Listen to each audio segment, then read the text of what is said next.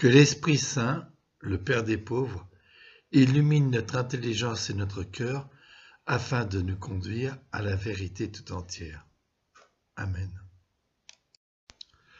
Le livre de la Genèse, c'est le premier livre de la Bible, c'est le livre des origines. Il tient son nom du grec Génésis, force productrice, cause, principe, origine, source de vie.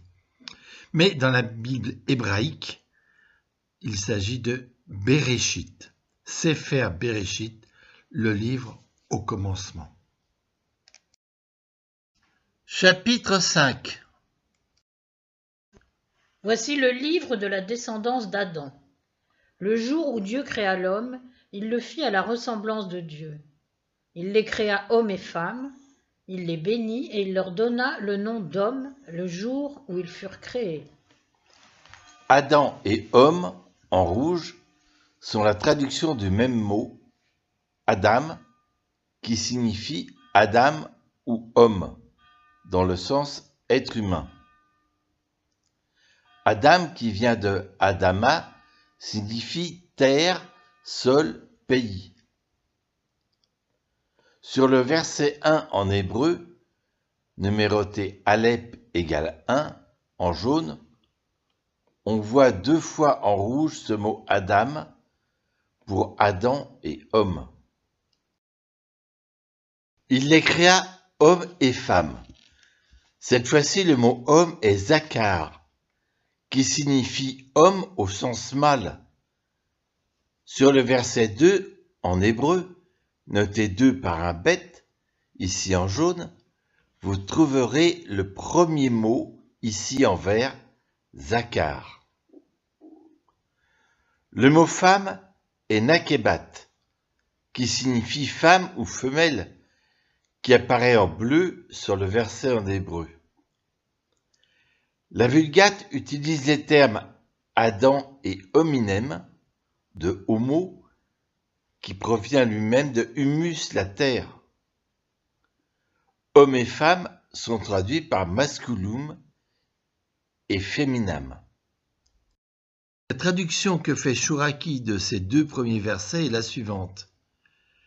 Voici l'acte des enfantements d'Adam, au jour où Elohim crée Adam à la ressemblance d'Elohim, il les fait. Mâles et femelles, il les crée et les bénit. Il crie leur nom. Adam, au jour de leur création. Adam vécut 130 ans, puis il engendra un fils à sa ressemblance, et selon son image, il l'appela du nom de Seth. À sa ressemblance, c'est le mot Demouch. Selon son image, c'est le mot Tselem. Les mots utilisés pour définir la relation d'identité entre Adam et Seth sont les mêmes que ceux utilisés pour définir la relation d'identité entre Dieu et Adam en Genèse 1, 26. Après qu'Adam eut engendré Seth, la durée de sa vie fut encore de 800 ans, et il engendra des fils et des filles. Adam vécut en tout 930 ans, puis il mourut. Seth vécut 105 ans, puis il engendra Énoch. Après avoir engendré Énoch, Seth vécut encore 807 ans et engendra des fils et des filles. Ces versets nous donnent la filiation d'Adam à Noé avec l'âge respectif de chacun. Adam, Seth, Énoch, Kénan, Mahalalel, Yéred, Enoch, Mathusalem, Lamech et Noé. À noter qu'il y a là des homonymes à ne pas confondre. Enoch et Lamech avec les descendants de Caïn du même nom. Luc, au chapitre 3 de son évangile, reprendra cette généalogie en commençant par Jésus, et l'on rencontre des personnages sur lesquels on reviendra. Joseph, Nathan, David, Judas, Jacob, Isaac, Abraham, et nous retrouvons en gras ceux que l'on vient de voir précédemment.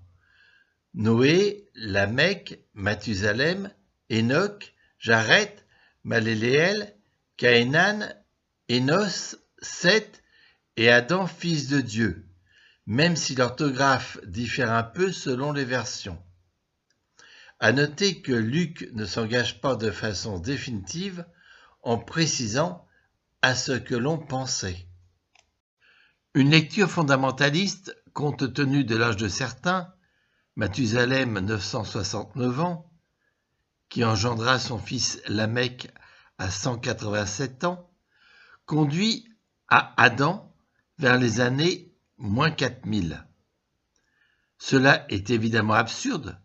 La Bible n'est pas un livre d'historiens généalogistes, mais cette succession a un sens théologique que nous allons voir.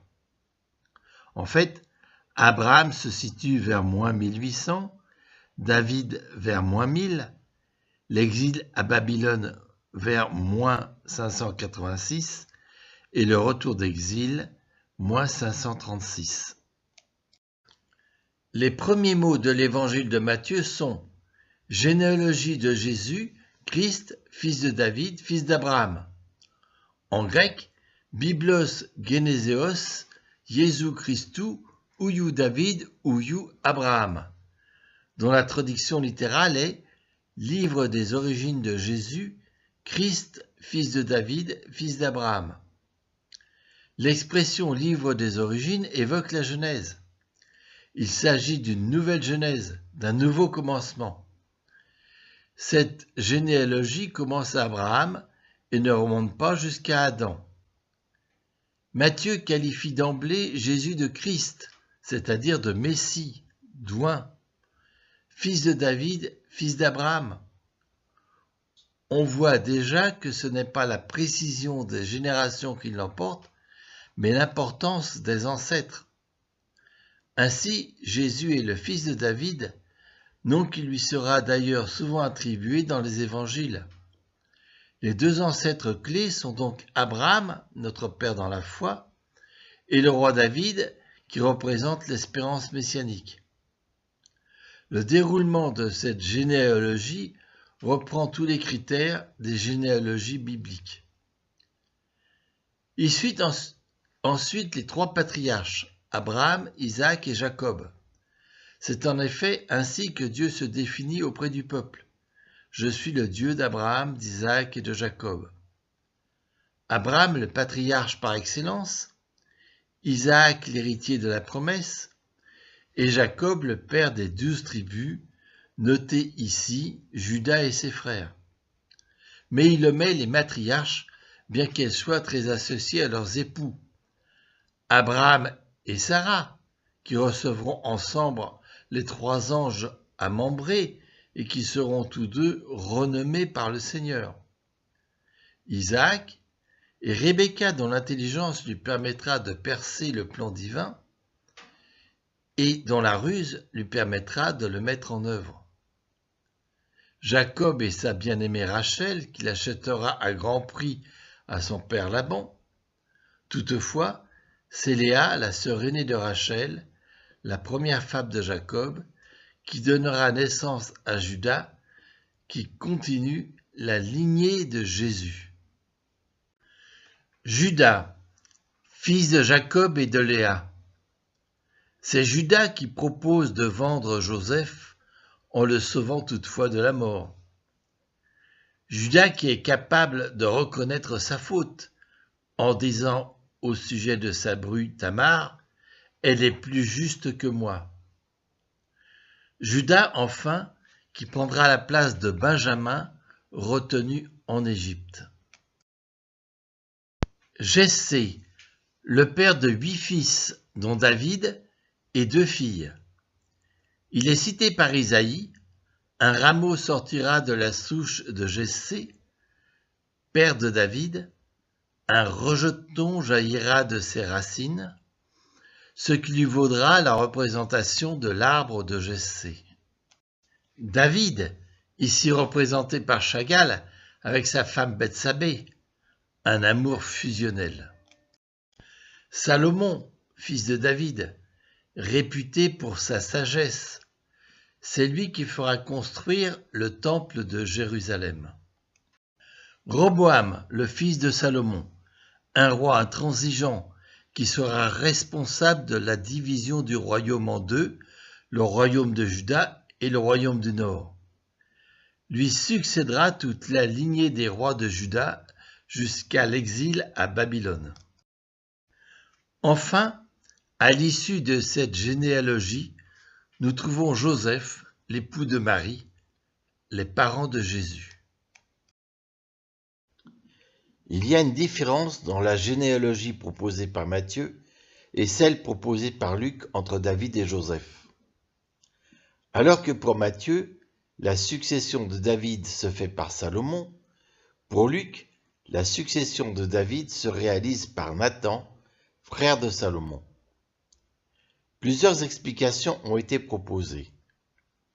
Matthieu souligne la lignée royale, Luc une lignée plus humble, avec peut-être un rappel prophétique. Nathan, fils de David, porte le même nom que le prophète Nathan, qui intervient auprès de David à plusieurs reprises.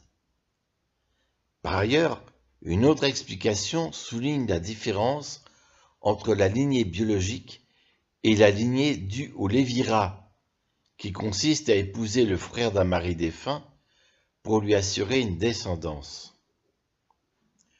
Une dernière explication serait que Luc nous propose la généalogie de Marie. En effet, pour Matthieu, le père de Joseph, l'époux de Marie, est Jacob. Et pour Luc, Élie. Élie pourrait être alors le père de Marie, et donc, par alliance, le beau-père de Joseph. Joachim, honoré comme père de Marie, n'est pas cité dans la Bible, mais seulement dans le proto-évangile apocryphe de Jacques. En remarquant bien que la généalogie proposée par Luc n'est pas traditionnelle, elle est ascendante et elle s'insère après le baptême de Jésus, après les 2 premiers chapitres dans lesquels Marie a une place prépondérante. La comparaison des 2 généalogies, Luc en bleu et Matthieu en jaune, fait apparaître 2 personnages en commun, Salatiel et Zorobabel en rouge. Ils sont cités par le livre d'Agée au chapitre 2. Je te prendrai, Zorobabel, fils de Salatiel, mon serviteur, oracle du Seigneur, et je t'appliquerai comme un sceau, car c'est toi que j'ai choisi, oracle du Seigneur de l'univers. Si Matthieu n'évoque pas les matriarches, il met en avant des femmes étrangères ou à la vie sulfureuse qui jalonnent la généalogie du Christ. Ceci pour signifier que Jésus assume toute l'humanité avec ses faiblesses et ses bassesses. La première ainsi citée est Tamar. Judas, de son union avec Tamar, engendra Pharès. Tamar fut mariée successivement avec 2 fils de Judas qui déplurent au Seigneur et qui moururent avant de lui avoir donné d'enfant. Judas promet alors son 3e fils à Tamar, tout en la renvoyant dans sa famille, et finalement ne tient pas sa promesse. Tamar, pour s'assurer une postérité, se déguise en prostituée et séduit Judas, son beau-père, dont elle aura Pharès. Bien entendu, aussi légitime que soit le désir de Tamar, la fin ne justifie pas le moyen. Mais Judas est bien plus coupable que Tamar dans cette affaire. La suivante est Rahab. Rahab est une Cananéenne, prostituée professionnelle. Elle œuvre dans les remparts de Jéricho. Et c'est justement dans cette maison de passe que les envoyés de Josué viennent espionner. En ces lieux, il y a du passage et les murs ont des oreilles. Alors que les espions sont démasqués, Rahab les accueille et les cache, puis leur permet de s'enfuir après avoir déclaré « Le Seigneur votre Dieu est Dieu là-haut dans les cieux et en bas sur la terre. » Après la prise de Jéricho, Rahab sera épargnée et épousera Salmon, dont les Midrash disent qu'il était un des espions de Josué. Ruth est également une étrangère, une Moabite, c'est-à-dire une descendante de Moab. Moab est le fils né de la relation incestueuse entre Lot et sa fille aînée. Le suffixe it signifie appartenance, donc Moabite, appartenance au peuple de Moab. Mo signifie issu de, et Ab, père. Donc Moab signifie issu du père ou issu de mon père.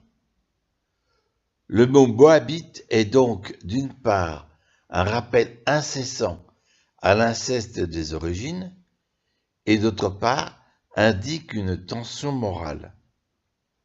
Et pourtant, Dieu a choisi de descendre d'une Moabite. Ruth, au pays de Moab, est veuve sans enfant. En revenant avec sa belle-mère en terre promise, elle rencontre Boz qu'elle épouse. Boz descend donc d'Abraham et Ruth de son neveu Lot.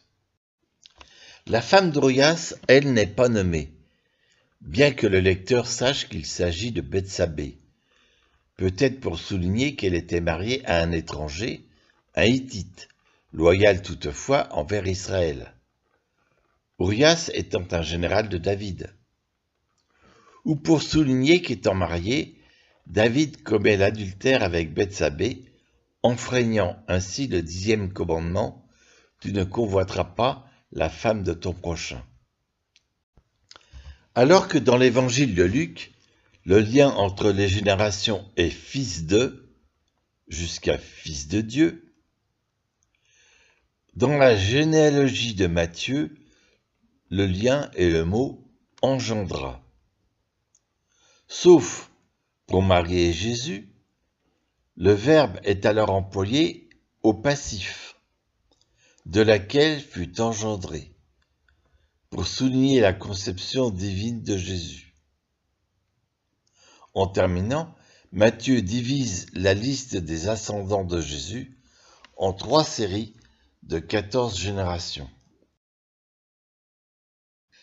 La liste ainsi dressée fait apparaître 3 colonnes de 14 générations, d'Abraham à David, de Salomon à la déportation et de Jéconias à Jésus. En rouge apparaissent les femmes citées dans la généalogie. En jaune, Bethsabée, dont il est fait mention en tant que femme d'Urias, mais qui n'est pas explicitement citée. En bleu, les matriarches non cités. En vert, Naama, qui n'est pas citée non plus. C'est une des femmes de Salomon, la mère de Roboam. Elle apparaît au premier livre des rois, chapitre 14, verset 31. Sa mère s'appelait Naama l'Ammonite. La mère de Roboam est donc une descendante d'Ammon, c'est-à-dire du fils de la fille cadette de Lot, qu'elle a conçu comme sa sœur du fait d'un inceste avec son père. Jésus a donc dans ses ascendants Ruth et Naama qui descendent des 2 filles de Lot. En regardant les 3 colonnes de 14 générations, on constate que la colonne du milieu, de Salomon à la déportation, ne comporte en réalité que 13 générations. Il s'agit là donc d'une erreur, volontaire ou involontaire, de Matthieu. D'autant plus étonnante que si l'on compare avec la liste des rois de Juda, ici encadrée, il y a 3 rois et une reine, Athalie, qui ne figurent pas dans la généalogie fournie par Matthieu. Ceci confirme bien qu'il ne s'agit pas d'un texte à visée historico-scientifique, mais plutôt théologique. La généalogie a donc un objectif théologique et symbolique. 3 fois 14 générations. D'Abraham à David, de David à l'exil et du retour d'exil à Jésus. David, qui signifie bien-aimé, s'écrit en hébreu par 3 lettres, Dalet, Vav et un nouveau Dalet. Dalet a une valeur numérique de 4, Vav de 6 et un nouveau Dalet 4. Cela fait bien un total de 14. 3 fois 14 générations, cela fait 42 générations. Cette valeur sera reprise dans l'Apocalypse. Chapitre 13, verset 5. Il lui fut donné une bouche qui disait des énormités, des blasphèmes. Il lui fut donné pouvoir d'agir pendant 42 mois. Et chapitre 11, verset 2. Mais la cour au dehors du sanctuaire, tiens-la dehors, ne la mesure pas, car elle a été donnée aux nations, elles fouleront aux pieds la ville sainte pendant 42 mois. Le chapitre 5 nous donne la descendance d'Adam à Noé avec leurs âges respectifs. Et le chapitre 11 nous donnera la descendance de Sem, fils de Noé, à Abraham. Nous remarquons que le plus âgé, Mathusalem, a atteint 969 ans. Et pourtant, ce n'est pas lui qui a la plus grande contenance, 3 fois moins qu'un Salomon. Un mot sur Enoch. Enoch vécut en tout 365 ans. Il avait marché avec Dieu, puis il disparut, car Dieu l'avait enlevé. Enoch et Élie sont les 2 seuls personnages de l'Ancien Testament dont il est dit qu'ils ont été enlevés au ciel. Et l'auteur de l'Épître aux Hébreux évoque ce passage de l'Écriture au chapitre 11. Grâce à la foi, Enoch fut retiré de ce monde et il ne connut pas la mort. Personne ne le retrouva parce que Dieu l'avait retiré. Avant cet événement, il avait été agréable à Dieu. L'Écriture en témoigne. Après Enoch et Mathusalem, Lamech. Lamech engendra un fils. Il l'appela du nom de Noé, en disant « Celui-ci nous soulagera de nos labeurs et de la peine qu'impose à nos mains un sol maudit par le Seigneur. » Il l'appela du nom de Noé, en disant « Celui-ci nous soulagera ». Noach ou Noé signifie apaiser. C'est le même mot que Nuash, qui signifie repos, tranquillité. Soulagera est le mot Nachan, qui signifie consoler, se repentir, être soulagé. Il s'agit d'un jeu de mots, Nacham ayant la même racine que Noé.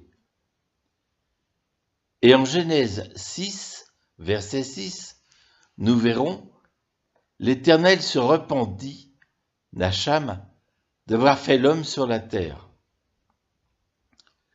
Quant à Nuash, repos, tranquillité, nous le retrouverons en Genèse 8, verset 4. Le 7e mois, le 10e jour du mois, l'arche s'arrêta sur les monts Ararat, traduit par s'arrêter. Merci beaucoup de votre attention.